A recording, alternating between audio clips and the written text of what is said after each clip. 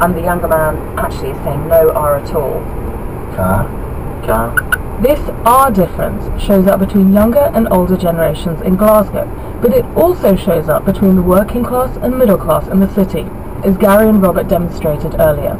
And the difference is actually getting bigger. In other words, accents are diverging. So R is a really good sound. In Glaswegian, you would expect somebody to say something like car with a little tap. What we find now is that middle class people say car with a really sort of R, and what working class people say is car with a really lack of R. And that is a really good example of divergence which has happened in the city since I've been working here. Do your findings shed light on why there are so many accents? I think so, because Glaswegian is changing, but it's changing in its own special way. You know, in the 21st century, we think everything is going to become the same. We're very frightened of homogenisation, but that's not actually happening. What we notice from the results of this is increasing divergence as opposed to increasing homogenisation. Do you think similar things have happened with accents worldwide? I think if we look at other places and their accents, I suspect that we might find the same kind of processes going on. But if you want to understand dialect, you have to understand the history of the place and the people that speak that dialect. Glasgow was a huge port, and it had the Irish immigration. It also has a Lithuanian community, a Polish community, a Jewish community, an Italian community, a Chinese community. So in answer to Amanda's question, actually Glasgow is a very good example, because on the one hand we have strong divergence, and at the same time you also have a melting pot situation, with Glasgow having received very many different groups of people. What Jane's work in Glasgow has shown is that a big part of an accent is related to the groups of people we want to identify with or distinguish ourselves from. But I want to find out more about this idea of the melting pot. What role does the mixture of languages and accents we hear while growing up play? I wondered if finding out more about my own accent would shed some light on this. I'm talking in Farsi, that's the language spoken in Iran, to BBC Persian journalist Mehdi Parpanchi.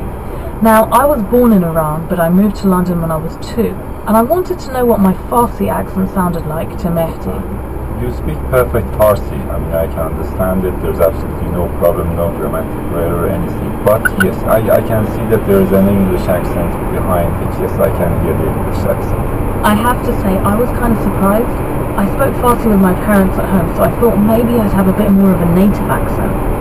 We humans start hearing the sounds of language very early on. Even in the womb we hear the voices around us, and by the time we're 6 months old, we start tuning out the sounds not in our own languages. So that explains why non-native speakers nearly always have a foreign accent. But what about all the different accents of native speakers? Is there a cut-off age for learning them? That's a question I put to Dr. Bronwyn Evans. She's a phonetician, that's someone who studies the sounds of speech, from University College London. Exactly when do we get our accents? So we think that there's a particular range of ages which are particularly important for developing a regional accent, and that corresponds to when you go to school. And we think that it ties in with developmental processes when you start to differentiate yourself as being a person separate from your parents. When you go to school, you start to align with your peer group, and that might mean that you acquire the norms of the community, which might be different from the way in which your own parents at home speak. But what's really interesting to think about is that people might have multiple accents.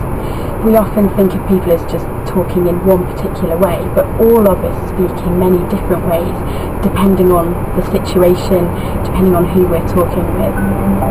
You're listening to Crowd Science from the BBC, where we're trying to answer listener Amanda's question. Why do we have so many accents? So far we've heard how it's about identity, different groups distinguishing themselves from each other, or children distinguishing themselves from their parents. We've also heard about the influence from other accents and languages. Now this is especially striking with the global language of English, because its myriad accents aren't just found on opposite sides of British cities, but you can also hear them right across the world. In Nigeria, Singapore, Kenya, the Philippines, and many other countries, English is learnt as lingua franca very early on, giving rise to yet more accents. I speak Hindi, I speak Punjabi, I speak English. I can understand most of the North Indian dialects, but that is how you are if you're growing up as a kid in India. I didn't have to go far to find an English accent from the other side of the world.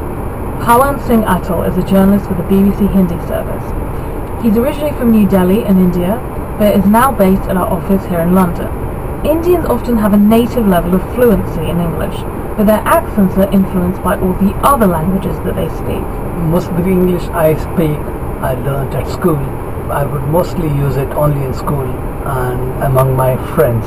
At home, it was usually Punjabi or Hindi.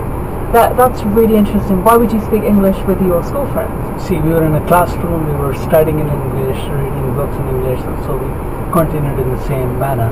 When you are back in Delhi, do you speak English differently to how you speak English in London? Yes, I do. When I'm speaking to you, I'm speaking completely different accent, but when I speak English to my colleagues who are all from India. Can you pretend I'm a colleague from India? So if you are from India and if I'm talking to you, I will be talking to you entirely differently.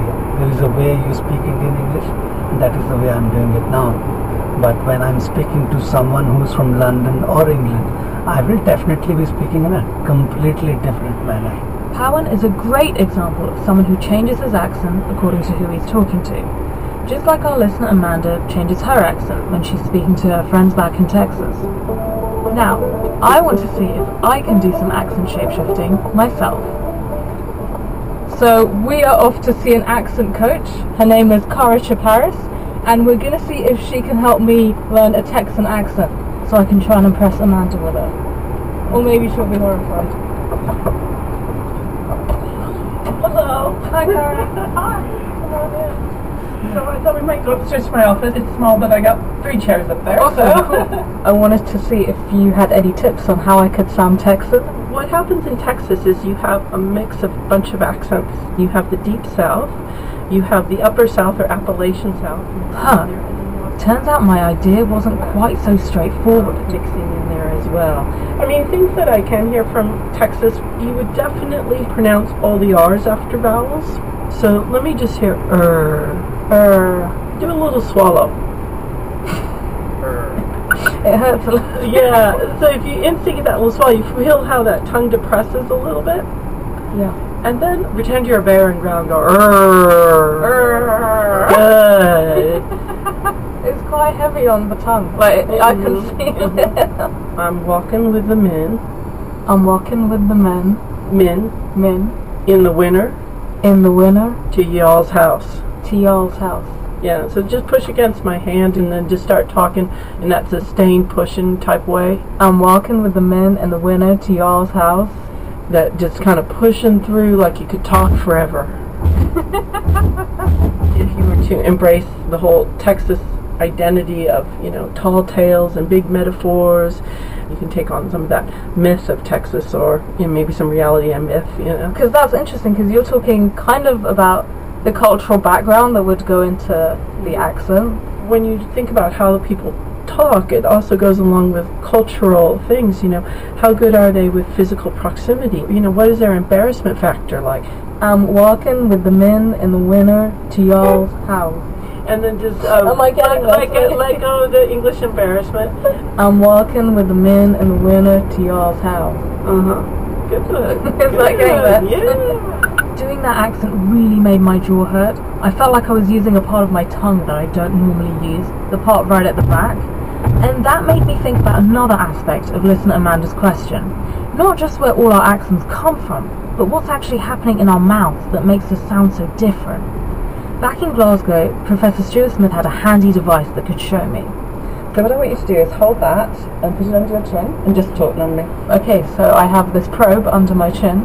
We're seeing this grey image on the screen, and I'm watching my tongue move about. It looks like jelly or something. You see a nice clear bright line, and that's the surface of the tongue. That sort of semicircle. That semicircle is like the surface of the tongue. We can see the part of the tongue which is moving up. That's the tip of the tongue, and then the front and the back, and this is the root of the tongue. She and her team have been using ultrasound to visualize different accents, and she let me have a go so I could see just what is happening in my mouth when I practice the Texan accent. Why don't you start trying to produce some Texan? I feel like this will offend any Texan ears.